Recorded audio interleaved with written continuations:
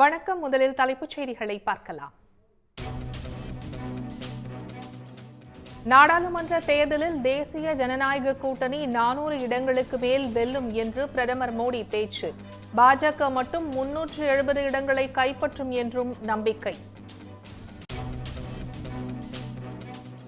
நாடாளுமன்ற உரையில் காங்கிரஸ் கட்சியை சரமாரியாக விமர்சித்த பிரதமர் மோடி, எதிர்க்கட்சிகள் இனி பார்வையாளர்கள் மாடத்திற்கு சென்று விடுவார்கள் என்றும் ஆவேசம்.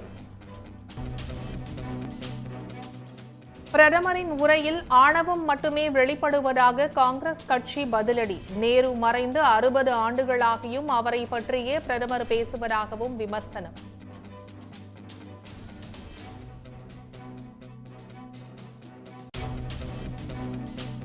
ஜார்க்கண்ட் சட்டப்பேரவையில் நடைபெற்ற நம்பிக்கை வாக்கெடுப்பில் சம்பாய் சோரன் அரசு வெற்றி. சம்பாய் சோரன் அரசுக்கு 47 எம்எல்ஏக்கள் ஆதரவு, 29 பேர் எதிராக வாக்களிப்பு. சண்டிகர் மேயர் தேர்தலில் ஜனநாயக படுகொலை நடந்திருப்பதாக உச்சநீதிமன்றம் கண்டனம். அப்பட்டமான விதிமீறலில் ஈடுபட்ட தேர்தல் அதிகாரி மீது நடவடிக்கை எடுக்கவும் உத்தரவு.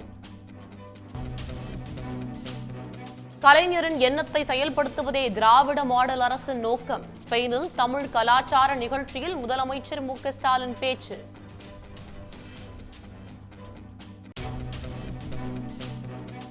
நாடாளுமன்ற தேர்தலில் பாஜக அமமுக இடையே தொகுதி பங்கீடு பேச்சுவார்த்தை. தேனி, சிவகங்கை, தஞ்சை உள்ளிட்ட 22 தொகுதிகள் அடங்கிய பட்டியலை பாஜகவிடம் அமமுக வழங்கியுள்ளதாக தகவல்.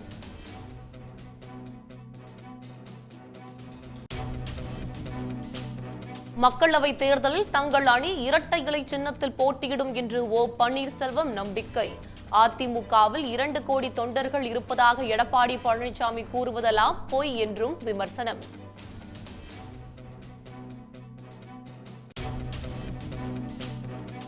தூத்துக்குடியில் கருத்து கேட்பு கூட்டத்தை தொடங்கியது திமுக தேர்தல் அறிக்கை தயாரிப்பு குழு. மீனவர்கள், விவசாய பிரதிநிதிகள், தொழில் முனைவர்களிடம் கருத்து கேட்பு.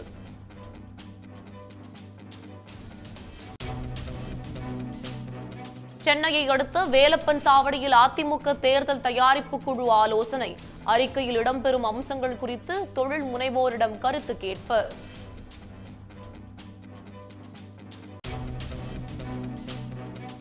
அமைச்சர்களுக்கு எதிரான சுமோட்டோ வழக்குகளை யார் விசாரிப்பது என உயர்நீதிமன்ற தலைமை நீதிபதி முடிவெடுக்கலாம்.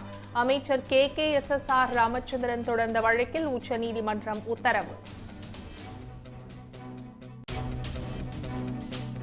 இலங்கை கடற்படையால் தமிழக மீனவர்கள் கைது செய்யப்படுவதை தடுக்க நடவடிக்கை எடுக்காதது ஏன்? ஒன்றிய அரசு பதிலளிக்க சென்னை உயர்நீதிமன்றம் உத்தரவு.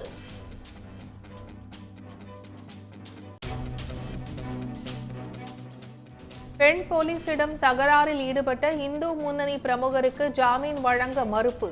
இந்து முன்னணியினரை கண்டு போலீசாரை அச்சப்படும் நிலை உள்ளதாக உயர்நீதிமன்ற மதுரை கிளை வேதனை.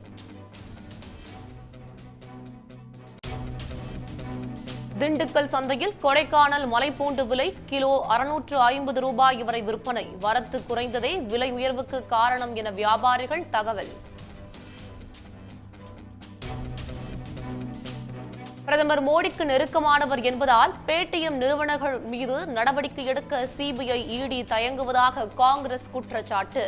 பாஜகவுக்கு பேடிஎம் நிறுவனம் அளித்த நன்கொடை விவரங்களை வெளியிடவும் வலியுறுத்தல். செய்திகளை இனி விரிவாக பார்க்கலாம். எதிர்வரும் மக்களவைத் தேர்தலில் பாஜக தலைமையிலான தேசிய ஜனநாயக கூட்டணி 400 இடங்களுக்கு மேல் வெற்றி பெற்று மீண்டும் ஆட்சியை பிடிக்கும் என்று பிரதமர் மோடி தெரிவித்துள்ளார். மக்களவையில் குடியரசுத் தலைவர் உரைக்கு நன்றி தெரிவிக்கும் தீர்மானத்தின் மீதான விவாதத்திற்கு பதிலளித்து பேசிய பிரதமர் மோடி, 3வது முறையாக பாஜக ஆட்சி அமைப்பது வெகு தூரத்தில் இல்லை என்றார். மக்களின் மனநிலையை பார்க்கும் போது தேசிய ஜனநாயக கூட்டணி 400 இடங்களை பிடிக்கும் என்றும் அதிலும் பாஜக மட்டும் 370 தொகுதிகளில் வெற்றி பெறும் என்று பிரதமர் மோடி கூறினார். 3வது முறையாக அமைய உள்ள ஆட்சி மிகப்பெரிய முடிவுகளை எடுப்பதற்கானதாக இருக்கும் என்று அவர் குறிப்பிட்டார். लेकिन मैं देख रहा हूं देश का मिजाज एनडीए को तो 400 पार कर पाई के रहेगा, लेकिन भारतीय जनता पार्टी को 370 सीट अवश्य देगा।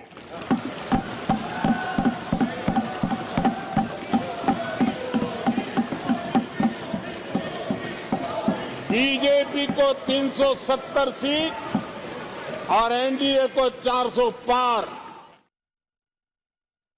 அயோத்தி ராமர் கோயில் பற்றி பேசிய மோடி, கொட்டகையில் இருந்த ராமர் இப்போது தமது வீட்டுக்கு வந்துள்ளார் என்றார். காங்கிரஸ் கட்சி மீது கடும் விமர்சனங்களை முன்வைத்த அவர், நாட்டின் திறனில் ஒருபோதும் நம்பிக்கை வைக்காத கட்சி காங்கிரஸ் என்றார். முன்னாள் பிரதமர்கள் நேரு மற்றும் இந்திரா காந்தி ஆகியோரின் அறிக்கைகளை சுட்டிக்காட்டிய பிரதமர் மோடி, இந்தியர்கள் சோம்பேறிகள் என்றும் அறிவில் குறைந்தவர்கள் என்றும் நேரு நினைத்ததாக குறிப்பிட்டார். கனவு காணும் ஆற்றலை கூட காங்கிரஸ் கட்சி இழந்துவிட்டதாகவும் தேர்தலில் போட்டியிடுவதற்கு அஞ்சுவதாகவும் அவர் விமர்சித்தார். இந்தியா கூட்டணியில் கருத்தொற்றுமை சிதைந்துள்ளதாகவும் விமர்சித்தார். 2014ஆம் ஆண்டு இடைக்கால பட்ஜெட்டின் போது 11வது இடத்தில் இருந்த இந்திய பொருளாதாரம் தற்போது 5வது பெரிய பொருளாதார நாடாகியுள்ளதாக குறிப்பிட்ட பிரதமர், அடுத்த 30 ஆண்டுகளில் உலகின் 3வது பெரிய பொருளாதார நாடாக இந்தியா மாறும் என்றும் நம்பிக்கை தெரிவித்தார். எதுவரைக்கும் இந்த சமூகத்தை பிளவுபடுத்துவீர்கள் என்று காங்கிரஸ் உறுப்பினர்களை நோக்கி ஆவேசமாக கேள்வி எழுப்பிய மோடி, எதிர்க்கட்சிகள் நீண்ட நாட்களுக்கு எதிர்க்கட்சிகளாகவே அமர்ந்திருக்க உறுதி பூண்டுள்ளதை தாம் பாராட்டுவதாக கிண்டல் செய்தார். அடுத்த 5 ஆண்டுகளில் 1000 ஆண்டுகளுக்கான அஸ்திவாரம் போடப்படும் என்ற அவர், எதிர்க்கட்சி வரிசையில் உள்ளவர்கள் பார்வையாளர்கள் மாடத்திற்கு சென்று விடுவார்கள் என்றும் கூறினார். விசாரணை அமைப்புகள் சுதந்திரமாக செயல்படுகின்றன என்றதோடு அமலாக்கத்துறையை கண்டு எதிர்க்கட்சிகள் அஞ்சுவதாகவும் பிரதமர் மோடி குறிப்பிட்டார். ஜார்க்கண்ட் மாநிலத்தில் சம்பாய் சோரன் தலைமையிலான அரசு நம்பிக்கை வாக்கெடுப்பில் வெற்றி பெற்றுள்ளது. நம்பிக்கை வாக்கெடுப்பு மீதான விவாதத்தில் பேசிய முன்னாள் முதலமைச்சர் ஹேமந்த் சோரன், அமலாக்கத்துறையினர் தம்மை கைது செய்ததில் ஆளுநர் மாளிகைக்கு தொடர்பு இருப்பதாக குற்றஞ்சாட்டினார். ஜார்க்கண்ட் மாநில சட்டப்பேரவையில் நடைபெற்ற நம்பிக்கை வாக்கெடுப்பின் மீதான விவாதத்தில் கட்சியின் தலைவர் என்ற முறையில் முன்னாள் முதலமைச்சர் ஹேமந்த் சோரன் உரையாற்றினார். அப்போது பாஜக தலைமையிலான ஒன்றிய அரசு மீது பரபரப்பு குற்றச்சாட்டுகளை அவர் முன்வைத்தார். 8.5 ஏக்கர் நில மோசடி தொடர்பான புகாரில் தாம் கைது செய்யப்பட்டுள்ளதாக சுட்டிக்காட்டிய ஹேமந்த் சோரன், பாஜகவினருக்கு தைரியம் இருந்தால் அந்த நிலம் தமது பெயரில் பதிவு செய்யப்பட்டதற்கான ஆவணங்களை காட்ட தயாரா என்று சவால் விடுத்தார். தம்மை கைது செய்ததில் ஆளுநர் மாளிகைக்கு தொடர்பு இருப்பதாகவும் அவர் குற்றஞ்சாட்டினார். இதையடுத்து நம்பிக்கை வாக்கெடுப்பு தீர்மானத்தின் மீது உறுப்பினர்கள் வாக்களித்தனர். மொத்தமுள்ள 81 உறுப்பினர்களில் நம்பிக்கை வாக்கெடுப்பில் வெற்றி பெற 41 எம்எல்ஏக்களின் ஆதரவு தேவைப்பட்ட நிலையில் காங்கிரஸ் கட்சியின் 16 எம்எல்ஏக்கள், ஜார்க்கண்ட் முக்தி மோர்ச்சாவின் 30 எம்எல்ஏக்கள் மற்றும் ஒரு நியமன எம்எல்ஏவின் உதவியோடு 47 வாக்குகளை பெற்ற முதலமைச்சர் சம்பாய் சோரன் நம்பிக்கை வாக்கெடுப்பில் வெற்றி பெற்றுள்ளார். அவரை எதிர்த்து 29 எம்எல்ஏக்கள் வாக்களித்தனர். ஹேமந்த் சோரன் தனது முதலமைச்சர் பதவியை ராஜினாமா செய்ததைத் தொடர்ந்து சம்பை சோரனை ஆட்சி அமைக்க ஆளுநர் CP ராதாகிருஷ்ணன் உடனடியாக அழைக்காதது பரபரப்பை கூட்டியது. குதிரை பேரம் நடக்கலாம் என்ற அச்சத்தில் ஜார்க்கண்ட் முக்தி மோர்ச்சா மற்றும் காங்கிரஸ் எம்எல்ஏக்கள் 39 பேர் தெலங்கானாவில் உள்ள ரிசார்ட்டில் தங்க வைக்கப்பட்டனர். தற்போது அரசியல் பரபரப்பு முடிவுக்கு வந்துள்ளது. தாய் மண்ணான தமிழ்நாட்டுக்கு தங்களால் முடிந்த அனைத்து உதவிகளையும் தொடர்ந்து செய்ய வேண்டும் என ஸ்பெயின் வாழ் தமிழர்களிடம் முதலமைச்சர் மு.க.ஸ்டாலின் கேட்டுக் கொண்டுள்ளார். தமிழ்நாட்டிற்கு தொழில் முதலீடுகளை ஈர்ப்பதற்காக அரசுமுறை பயணமாக ஸ்பெயின் சென்றுள்ள அவர் பல்வேறு முன்னணி நிறுவனங்களின் நிர்வாகிகளை அங்கு நேரில் சந்தித்து பேசி வருகிறார். இதனால் பல்வேறு நிறுவனங்களுடன் புரிந்துணர்வு ஒப்பந்தங்கள் மேற்கொள்ளப்பட்டு வருகின்றன. இதற்கிடையே ஸ்பெயின் தமிழர்களுடன் முதல்வர் என்ற நிகழ்ச்சியில் ஸ்பெயின் நாட்டில் வாழும் தமிழர்களிடையே உரையாற்றிய ஸ்டாலின், தமிழ்நாட்டில் இருக்கிறோமா அல்லது வெளிநாட்டில் இருக்கிறோமா என சந்தேகம் ஏற்படும் வகையில் பலமுறை வந்ததை போன்ற உணர்வை தரும் சிறப்பான வரவேற்பை ஸ்பெயின் தமிழர்கள் தமக்கு வழங்கியுள்ளதாக கூறினார். அயல்நாட்டில் இருக்கக்கூடியவர்களுக்கு ஏதேனும் பிரச்சனைகள், ஆபத்துகள் ஏற்பட்டால் அதற்கு துணை நிற்க வேண்டும் என்ற அடிப்படையில் கலைஞர் உருவாக்கிய அமைப்பை திராவிட மாடல் அரசு செயல்படுத்த தயாராக இருப்பதாக ஸ்டாலின் தெரிவித்தார். இப்பொழுது மீண்டும் தலைவர் கலைஞர் தலைமையிலான திராவிட முன்னேற்ற கழகத்தினுடைய ஆட்சி, அதாவது திராவிட மாடல் ஆட்சியாக உருவாகி இருக்கிறது. இப்பொழுது கலைஞர் என்ன செய்ய வேண்டும் என்று நினைத்தாரோ அதை செய்வதற்கு இப்பொழுது நாங்கள் காத்திருக்கிறோம், தயாராக இருக்கிறோம். அண்மையிலே கூட அயல்நாட்டில் இருக்கக்கூடிய தமிழர்கள் எல்லாம் சென்னைக்கு வரவழைத்து அவர்களிடத்தில் கலந்து பேசி இதுவரை 2-3 முறை அவர்கள் அழைத்து கூட்டம் போட்டு பேசி அவர் பிரச்சனைகள்லாம் தீர்த்து வைத்திருக்கிறோம். பல்வேறு வெளிநாடுகளுக்கு சென்று இருந்தாலும் ஸ்பெயின் நாட்டில் வசிக்கும் தமிழர்கள் காட்டும் பாசமும் நேசமும் அன்பும் கொண்ட உபசரிப்பு தம்மை நெகிழ வைத்திருப்பதாக ஸ்டாலின் கூறினார். பிறந்த மண்ணான தமிழ்நாட்டிற்கு தங்களால் முடிந்த அனைத்து உதவிகளையும் தொடர்ந்து செய்ய வேண்டும் என்றும் அவர் கேட்டுக்கொண்டார். மக்களவைத் தேர்தலில் இரட்டை இலை சின்னத்தில் போட்டியிடுவோம் என்று முன்னாள் முதலமைச்சர் ஓ பன்னீர்செல்வம் கூறியிருக்கும் நிலையில் அவருக்கு எடப்பாடி பழனிசாமி அணியை சேர்ந்த ராஜன் செல்லப்பா பதிலடி கொடுத்துள்ளார். இருவரும் கூறிய கருத்துக்களை பார்க்கலாம். தற்காலிகமாக தற்பொழுது இரட்டை இலை சின்னம் ஒரு சட்டமன்ற இடைத்தேர்தலுக்காக வழங்கப்பட்டது. ஈரோடு சட்டமன்ற இடைத்தேர்தலுக்காக தற்காலிக தீர்ப்பு. உறுதியாக எங்களை தொண்டர்கள் பூரம் எங்கள் பக்கம்தான் இருக்கிறார்கள், நாங்கள் உரிமை கோர முடியும், அந்த உரிமையின் அடிப்படையில் நாங்கள் கேட்போம், எங்களுக்கு தான் தருவார். அதுக்கு இப்போ கேள்விக்கு இடமில்லை, நாங்கள் தான் இரட்டை இலை சின்னத்தில் இருக்கோம். எடப்பாடியார் என்பது இன்றைக்கு அனைத்து இந்திய அதிமுக, ஓபிஎஸ்க்கு கட்சிக்கும் இன்றைக்கு சம்பந்தமே இல்லை. அதிமுகவுக்கும் அவருக்கும் ஒரு பொருட்டு கூட சின்ன நூலிலை கூட சம்பந்தம் கிடையாது. அவர் இந்த கட்சியிலிருந்து ஒதுக்கப்பட்டு விட்டவர், அவரை ஒதுங்கி கொண்டவர். அப்படிப்பட்டவரை நாங்கள் எதிர்பார்க்கவில்லை. அப்படிப்பட்டவரை எப்படி அருமையான கொண்டு சேர்ப்பாரு? இரட்டையிலேயே முடக்கி பார்க்கறதுக்கு முயற்சி எடுத்தவர், திமுகவோடு தொடர்பு வைத்திருக்கிறவர், இன்றைக்கு பிஜேபியோடு உறவை தேடி ஓடிக்கொண்டிருக்கிறவர். மக்களவை தேர்தல் களம் தமிழ்நாட்டில் சூடுபிடித்துள்ள நிலையில் திமுக மற்றும் அதிமுக தேர்தல் அறிக்கை தயாரிப்பு குழுக்கள் பல்வேறு தரப்பினரிடம் கருத்து கேட்கும் பணிகளை தொடங்கியுள்ளனர்.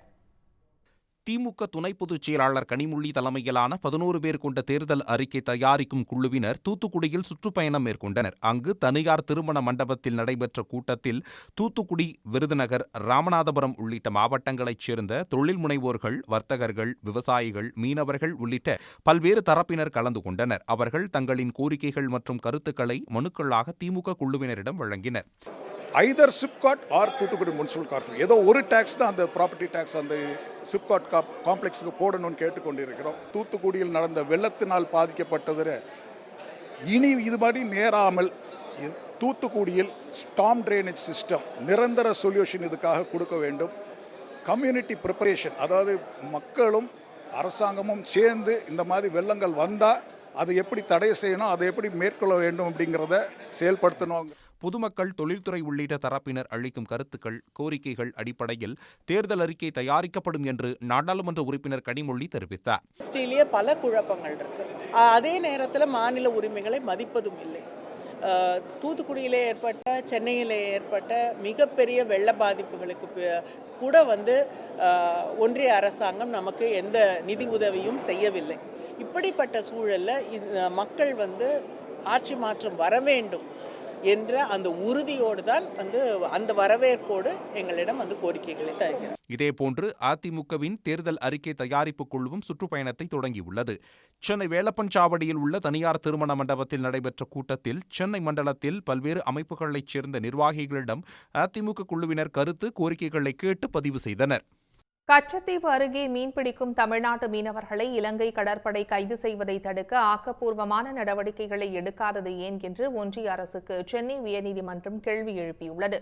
ஜனவரி 22ஆம் தேதி இலங்கை கடற்படையால் கைது செய்யப்பட்ட ராமநாதபுரம் மீனவர்கள் 6 பேரை விடுவிக்க ஒன்றிய, மாநில அரசுகள் நடவடிக்கை எடுக்கும்படி வழக்கு தொடரப்பட்டிருந்தது.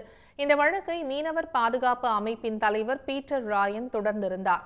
உயர்நீதிமன்ற நீதிபதிகள் கங்கா பூர்வாலா, பரத சக்கரவர்த்தி அமர்வு இந்த வழக்கை விசாரித்தது. கச்சத்தீவு ஒப்பந்தத்தை மீறி இலங்கை அரசு செயல்படுவதாக மனுதாரர் தரப்பு வழக்கறிஞர் குற்றம் சாட்டினார். கைதான மீனவர்களை மீட்க தூதரக நடவடிக்கை எடுக்க உத்தரவிடுமாறும் கோரிக்கை விடுத்தார். மேலும் 23 மீனவர்கள் கைதாகியுள்ள நிலையில் இந்த பிரச்சினைக்கு தீர்வு காண ஒன்றிய, மாநில அரசுகள் இணைந்த கூட்டுக்குழுவை அமைக்க வேண்டும் என்றும் கேட்டுக்கொண்டார். மீனவர்களை விடுவிக்க நடவடிக்கை எடுக்க கோரி பிரதமர் மோடிக்கு தமிழ்நாடு அரசு கடிதம் எழுதியுள்ளதாக அரசு தரப்பு வழக்கறிஞர் PS ராமன் விளக்கம் அளித்தார். கைதான மீனவர்களின் குடும்பங்களுக்கு தினமும் தலா 250 ரூபாய் உதவித்தொகை வழங்கப்படுவதாகவும் குறிப்பிட்டார். தூதரக அளவிலான நடவடிக்கை எடுக்கப்பட்டு வருவதால் இது தொடர்பாக விளக்கம் அளிக்க அவகாசம் தேவை என்று ஒன்றிய அரசு தரப்பில் விளக்கம் அளிக்கப்பட்டது. ஆனால் மீனவர்களின் கைதை தடுக்க ஏன் நடவடிக்கை எடுக்கவில்லை என்று கேள்வி எழுப்பிய நீதிபதிகள் ஒன்றிய, மாநில அரசுகள் விளக்கம் அளிக்க உத்தரவிட்டு மார்ச் 11ஆம் தேதிக்கு விசாரணையை ஒத்திவைத்தனர். இங்கிலாந்து அணிக்கு எதிரான 2வது டெஸ்ட் கிரிக்கெட் போட்டியில் இந்திய அணி 106 ரன்கள் வித்தியாசத்தில் அபார வெற்றி பெற்று தொடரை சமன் செய்தது. விசாகப்பட்டினத்தில் நடைபெற்ற போட்டியில் இரண்டாவது இன்னிங்ஸில் இந்திய அணி 255 ரன்கள் சேர்த்து ஆட்டமிழந்த நிலையில் இங்கிலாந்து வெற்றி பெற 399 ரன்கள் இலக்கு நிர்ணயித்தது. அடுத்து களம் இறங்கிய இங்கிலாந்து அணி வீரர்கள் பேஸ்பால் நுட்பத்தின் அடிப்படையில் அதிரடியாக ரன்களை குவிக்க தொடங்கினர். ஆனால் சீரான இடைவெளியில் விக்கெட்டுகள் சரிந்ததால் இங்கிலாந்து 292 ரன்களுக்கு ஆட்டமிழந்து தோல்வியை தழுவியது. தொடக்க வீரர் கிராவ்லி மட்டும் தாக்குப்பிடித்து 73 ரன்கள் சேர்த்து ஆட்டமிழந்தார். 2 இன்னிங்ஸிலும் சேர்த்து 9 விக்கெட்டுகளை சாய்த்த பும்ரா ஆட்ட நாயகன் விருது பெற்றார். இளம் வீரர்கள் ஜெய்ஸ்வால், சுப்மன் கில் ஆகியோரின் ஆட்டமும் பலரின் பாராட்டை பெற்றது. இதனிடையே உலக டெஸ்ட் சாம்பியன்ஷிப் புள்ளிகள் பட்டியலை ஐசிசி வெளியிட்டுள்ளது. முதல் டெஸ்ட் போட்டியின் தோல்விக்கு பிறகு 5வது இடத்திற்கு சரிந்த இந்திய அணி தற்போது 2வது இடத்திற்கு முன்னேறியுள்ளது. இங்கிலாந்து அணி 21 புள்ளிகளுடன் 8வது இடத்தில் உள்ளது.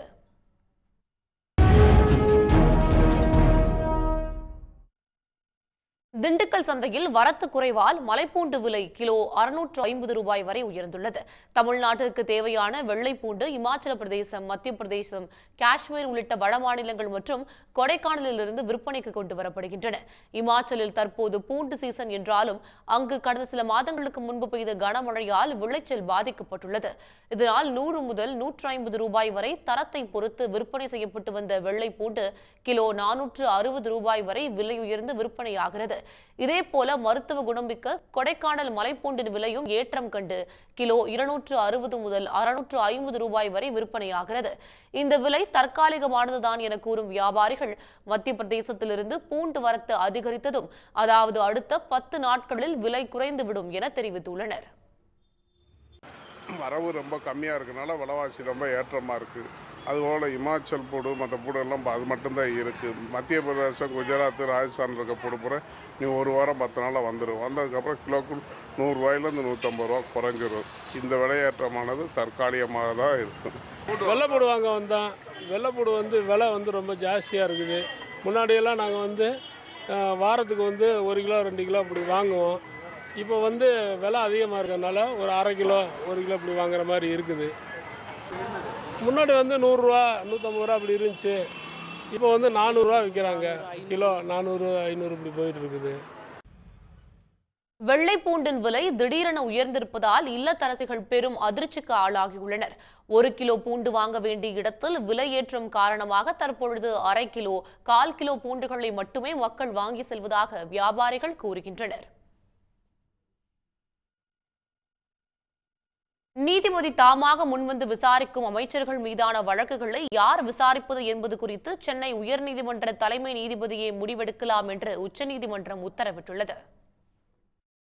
அமைச்சர்கள் KKSSR ராமச்சந்திரன், தங்கம் தென்னரசு, I. பெரியசாமி, பொன்முடி, முன்னாள் முதலமைச்சர் O. பன்னீர்செல்வம், அதிமுக முன்னாள் அமைச்சர் வளர்மதி ஆகியோரை சிறப்பு நீதிமன்றங்கள் விடுவித்த நிலையில் சென்னை உயர்நீதிமன்ற நீதிபதி ஆனந்த் வெங்கடேஷ் தாமாக முன்வந்து அந்த வழக்குகளை மீண்டும் விசாரித்து வருகிறார். இதனை எதிர்த்து அமைச்சர் KKSSR ராமச்சந்திரன் தாக்கல் செய்த வழக்கு உச்சநீதிமன்ற நீதிபதிகள் ரிஷிகேஷ் ராய், PK மிஸ்ரா அமர்வு முன்பு விசாரணைக்கு வந்தது. அப்போது மனுதாரர் தரப்பில் ஆஜரான வழக்கறிஞர் அபிஷேக் சிங்வி நீதிபதிகளுக்கான வழக்குகளை தலைமை நீதிபதிதான் ஒதுக்க வேண்டும் என்ற நிலையில் வழக்குகளை ஒதுக்கும் வரை தனி நீதிபதி ஆனந்த் வெங்கடேஷால் ஏன் பொறுத்திருக்க முடியவில்லை என கேள்வி எழுப்பினார். தாமாக முன்வந்து விசாரிக்கும் வழக்குகளுக்கான நடைமுறைகளை நீதிபதி ஆனந்த் வெங்கடேஷ் முறையாக பின்பற்றவில்லை என்றும் நடைமுறைகளை முறையாக பின்பற்றாத நீதிபதிகள் பிறப்பிக்கும் உத்தரவுகள் செல்லத்தக்கது அல்ல என விதிமுறைகள் இருப்பதாகவும் அவர் சுட்டிக்காட்டினார். இருதரப்பு வாதங்களையும் கேட்ட நீதிபதிகள் முன்னாள் அமைச்சர்கள் மீதான வழக்குகளை எந்த நீதிபதி முன் விசாரணைக்கு பட்டியலிட வேண்டும் அல்லது தாமே விசாரிக்கலாமா என்பதை சென்னை உயர்நீதிமன்ற தலைமை நீதிபதியே தகுதி அடிப்படையில் முடிவு செய்யலாம் என்று உத்தரவிட்டனர். அமைச்சர்களுக்கு எதிராக தாமாக முன்வந்து விசாரணைக்கு எடுக்கும் வழக்குகளில் உயர்நீதிமன்ற தலைமை நீதிபதியின் ஒப்புதலை பெற வேண்டும் என நீதிபதிகள் உத்தரவிட்டனர். இதனிடையே KKSSR ராமச்சந்திரன் உள்ளிட்டோர் மீது நீதிமன்றத்தில் நடைபெறவிருந்த வழக்கு விசாரணையை தனி நீதிபதி ஆனந்த் வெங்கடேஷ் புதன்கிழமைக்கு ஒத்திவைத்துள்ளார். தமிழ்நாட்டில் தொழில் வளர்ச்சி குறித்து தி நியூயார்க் டைம்ஸ் நாளிதழ் புகழாரம் சூட்டியுள்ள நிலையில் தமிழ்நாடு வெற்றி பாதையில் சென்றதற்கு காரணம் என்ன, மற்ற மாநிலங்களுடன் தமிழ்நாடு எவ்வாறு வித்தியாசப்படுகிறது என்பது குறித்து விளக்குகிறது இந்த செய்தி தொகுப்பு. சில தினங்களுக்கு முன்பு அமெரிக்காவைச் சேர்ந்த த நியூயார்க் டைம்ஸ் நாளிதழ் இந்தியாவில் மற்ற மாநிலங்கள் பயணிக்கும் பாதையில் செல்லாமல் தமிழ்நாடு தனித்துவமாக செயல்பட்டு வளர்ச்சிப் பாதையில் செயல்பட்டு வருவதாக புகழ்ந்திருந்தது. ஒரு மாநிலத்தின் வளர்ச்சியை கணக்கிட சுகாதாரம், கல்வி, தனிநபர் வருமானம் ஆகிய முக்கிய கூறுகளில் பிற மாநிலங்களை விட தமிழ்நாடு முன்னிலையில் இருப்பதே இதற்கு காரணமாக பார்க்கப்படுகிறது. குறிப்பாக தமிழ்நாட்டில் சிசு மரண விகிதம் 1000 பேருக்கு 8.2 விழுக்காடாகவும், தனிநபர் வருமானம் 1,66,727ஆகவும், உயர்கல்விச் சேர்க்கை விகிதம் 47% இருப்பதை நிபுணர்கள் சுட்டிக்காட்டுகின்றனர். முக்கிய துறைகளில் இந்தியாவின் முன்னணி மாநிலமாக தமிழ்நாடு வளர்ச்சி பெற்றிருப்பதற்கு 1960களில் இருந்து மாநிலத்தில் நடந்த கொள்கை மற்றும் அரசியல் மாற்றங்களே காரணமாக கூறப்படுகின்றன. 1960கள் வரை வட இந்தியாவின் தனிநபர் வருமானமும் தமிழ்நாட்டின் தனிநபர் வருமானமும் கிட்டத்தட்ட ஒரே அளவில்தான் இருந்தது. அந்த காலகட்டத்தில் வளர்ச்சிக்கான முன்னெடுப்புகளை தொடங்கிய ஒன்றிய அரசின் பிரதான இலக்கு வளர்ச்சியாக மட்டுமே இருந்தது. ஆனால் தமிழ்நாட்டில் 1967இல் திமுக ஆட்சிக்கு வந்த பிறகு மக்களின் தேவைகளை பூர்த்தி செய்வதற்கான நலத்திட்டங்களில் அதிக கவனம் செலுத்தப்பட்டது. அண்ணா ஆட்சியின் போது கல்வி, பொது போக்குவரத்து, சுகாதாரம், மருத்துவம் என மக்கள் நேரடியாக பலனடையும் திட்டங்களுக்கு அதிக முக்கியத்துவம் கொடுக்கப்பட்டது. ஒன்றிய அரசு திட்டத்தின்படி வளர்ச்சி கிடைத்தாலும் அவை பொதுமக்களை நேரடியாக சென்றடைய முடியாத நிலையே இருந்தது. ஆனால் தமிழ்நாட்டில் அரசின் முன்னெடுப்புகளால் கல்வி கற்றோர் எண்ணிக்கை அதிகரித்தது. அது மட்டுமின்றி பிச்சைக்காரர்கள் மறுவாழ்வு திட்டம், கைரிக்ஷா ஒழிப்பு, குடிசை மாற்று வாரியம், கிராமங்களுக்கு அரசு பேருந்து வசதி, சாலை திட்டம் என வாழ்க்கை தரத்தை மேம்படுத்த வழிவகை செய்யும் திட்டங்கள் கொண்டுவரப்பட்டன. குறிப்பாக கல்வி அனைவரையும் சென்றடைய தமிழ்நாட்டில் மேற்கொள்ளப்பட்ட நடவடிக்கைகள் மாநிலத்தின் வளர்ச்சிக்கு மிக முக்கிய காரணமாக இருந்ததாக பொருளாதார வல்லுநர்கள் தெரிவிக்கிறார்கள். இப்போ தமிழ்நாட்டில் ஃபேக்டரி வந்துச்சு அப்படின்னு பார்த்தோம்னா, அந்த ஃபேக்டரியிலையும் பார்த்தீங்கன்னா ஒரு ஹை ஸ்பெஷலைஸ்ட் ஃபேக்டரியாக இருக்குது அப்படின்னா ஒரு பேசிக் படிப்பு தேவை. அது இங்கே எல்லா தரப்பு மக்களுக்கும் இருந்தது. சரிங்களா? அதனால எங்கள் ஒர்க் ஃபோர்ஸுக்கு பிரச்சனை இல்லை. அதே மாதிரி கல்வித்திறன் இந்தியாவிலே தமிழ்நாட்டில் தான் அதிகம். ஏன்னா அரசு பள்ளிக்கூடங்களும் இங்கே சிறப்பாக இருக்கிறதுனால. ஸோ ஒரு சமுதாயம் வளரணும் அப்படின்னா மூலதனக்கு அடுத்தது ஹியூமன் ரிசோர்ஸ் கேபிட்டல். ஸோ அது இந்தியாவில் இங்கே நம்பர் 1 இருக்குது. ஸோ அதனால தான் எங்கள் கம்பெனி தேடி வராங்க. இடஒதுக்கீடு, பட்டியலின மாணவர்களுக்கு இலவச கல்வி, பெண் கல்வி ஆகியவற்றிற்கு தமிழ்நாட்டில் தொடர்ந்து முக்கியத்துவம் அளிக்கப்பட்டது. இதனால் தமிழ்நாட்டின் மனிதவளம் மேம்பட்டு கிராமங்களில் இருந்த மக்கள் நகரங்களை நோக்கி வந்தனர். இடஒதுக்கீடு அறிமுகப்படுத்தியதற்கு பிறகு அதற்கேற்ப வேலை வாய்ப்புகளையும் அரசு உருவாக்கியது. தமிழ்நாட்டில் அதன் பிறகு ஆட்சி மாற்றம் ஏற்பட்டாலும் முந்தைய ஆட்சியில் கொண்டுவரப்பட்ட வளர்ச்சி திட்டங்களை மேம்படுத்துவதில் ஆட்சியாளர்கள் கவனம் செலுத்தினர். கலைஞர் ஆட்சி காலத்தில் கலைக்கல்லூரிகள் அதிகம் திறக்கப்பட்டன. இதைத் தொடர்ந்து எம்ஜிஆர் ஆட்சிக்கு வந்தபோது அவர் பொறியியல் மற்றும் மருத்துவக் கல்லூரிகளை திறந்தார். நாட்டிலேயே கலைஞர் ஆட்சியின் போதுதான் முதல் முறையாக தகவல் தொழில்நுட்ப நிறுவனங்களுக்கான ஐடி கொள்கை தமிழ்நாட்டில் அறிமுகம் செய்யப்பட்டது. அதன் பிறகு டைட்டில் பார்க் உள்ளிட்ட திட்டங்கள் கொண்டுவரப்பட்டு பட்டதாரிகளுக்கு வேலை வாய்ப்பும் வழங்கப்பட்டது. இதனால் 1990களுக்கு பிறகு இந்தியாவில் முதலீடு செய்ய வந்த நிறுவனங்கள் பல டெல்லி, மும்பைக்கு பிறகு தமிழ்நாட்டை நோக்கி வந்தன. அதன் தொடர்ச்சியாகவே தற்போது தமிழ்நாடு பல்வேறு தொழில்களில் முன்னணி மாநிலமாக திகழ்வதாகவும் நிபுணர்கள் கூறுகின்றனர். உடனுக்குடன் செய்திகளை தெரிந்து கொள்ள சன் நியூஸ் பெல் ஐகானை கிளிக் பண்ணுங்க.